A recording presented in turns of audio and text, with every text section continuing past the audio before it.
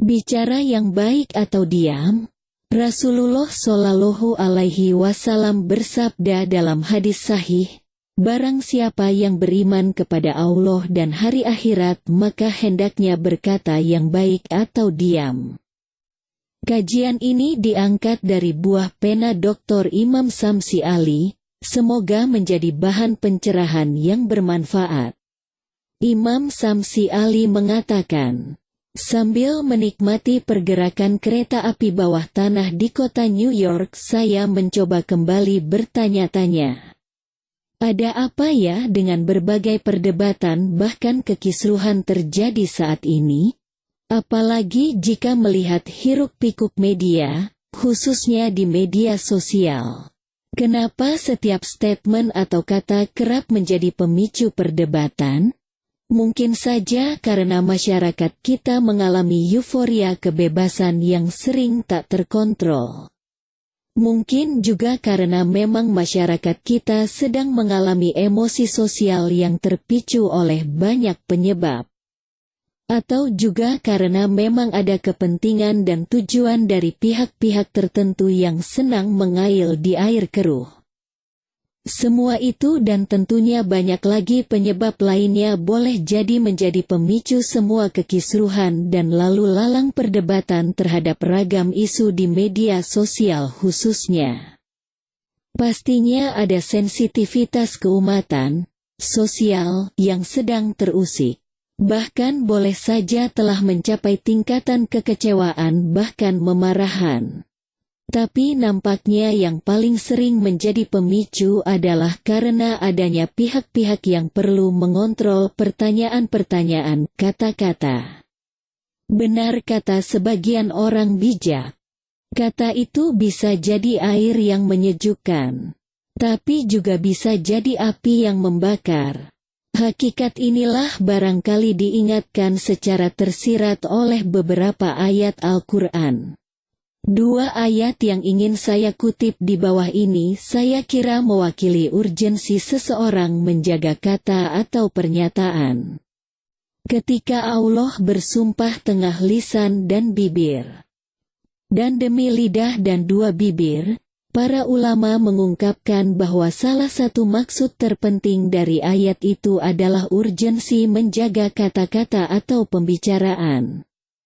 Demikian juga ketika Allah Ta'ala menggandengkan beberapa hal pokok kehidupan manusia di awal surah Ar-Rahman.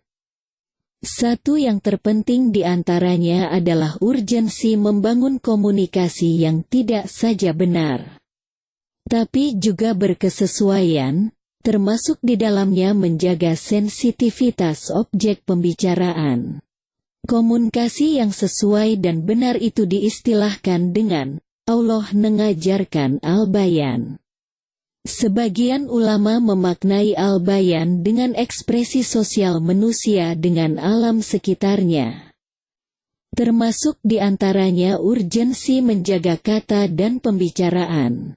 Rasulullah Shallallahu Alaihi Wasallam sendiri bahkan menjamin surga bagi siapa yang mampu menjaga lisannya. Ini sekaligus menandakan urgensi berhati-hati dalam berkata atau berbicara. Karena benar juga kata orang bijak, sebuah kata dapat menembus apa yang tidak dapat ditembus oleh sebuah jarum.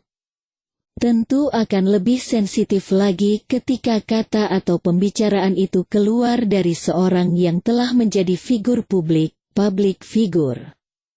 Apalagi jika figuritas itu karena sebuah posisi publik yang lebih dikenal dengan pemimpin atau tokoh di bidang apa saja.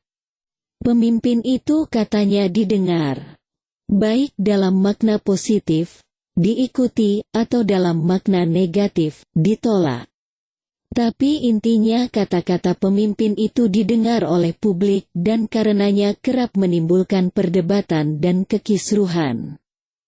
Contoh terdekat barangkali adalah Donald Trump. Sebelum menjadi Presiden Amerika, Donald Trump sering memberikan statement atau pertanyaan-pertanyaan yang kontroversial. Tapi ketika itu tidak terlalu menimbulkan public damage, kerusakan umum yang terasa. Bahkan saya pernah berkesempatan menemuinya ketika memberikan statement yang sangat tidak bersahabat dengan Islam. Tapi semua itu terasa biasa saja, berlalu tanpa ada dampak yang terlalu berarti. Berbeda ketika Trump telah terpilih jadi presiden. Kata-katanya walaupun itu nampak kecil ternyata memiliki dampak besar di benak banyak rakyat Amerika. Pernyataan Trump misalnya bahwa Islam hates us atau Islam membenci kita memiliki dampak yang berbeda antara sebelum dan sesudah menjadi seorang pemimpin. Saya masih dapat merasakan dampak negatif pernyataan Trump di saat telah menjadi presiden. Begitu banyak warga Amerika yang mengambilnya secara hitam putih sehingga terbangun ketakutan, kecurigaan. Bahkan ketakutan kepada agama ini secara berlebihan. Disinilah saya ingin mengingatkan kepada semua jajaran kepemimpinan di tanah air, baik di tingkat nasional maupun daerah. Dan pada skala apapun untuk menjaga kata-kata pernyataan. Karena begitu kata atau pernyataan itu keluar ke publik, pastinya akan menjadi konsumsi publik pula. Dan itulah yang kemudian menimbulkan ragam kegelisahan, keresahan, kekisruhan bahkan perdebatan yang membawa kepada permusuhan dan perpecahan. Ada baiknya para pejabat negara untuk sadar bahwa dampak dari kata atau pernyataan itu menjadi pertanggungjawaban dunia akhirat. Di dunia akan direspon oleh publik. Dan di akhirat akan dipertanggung di hadapan Yang Maha Pemilik Hari Pengadilan, Malik Yaumidin.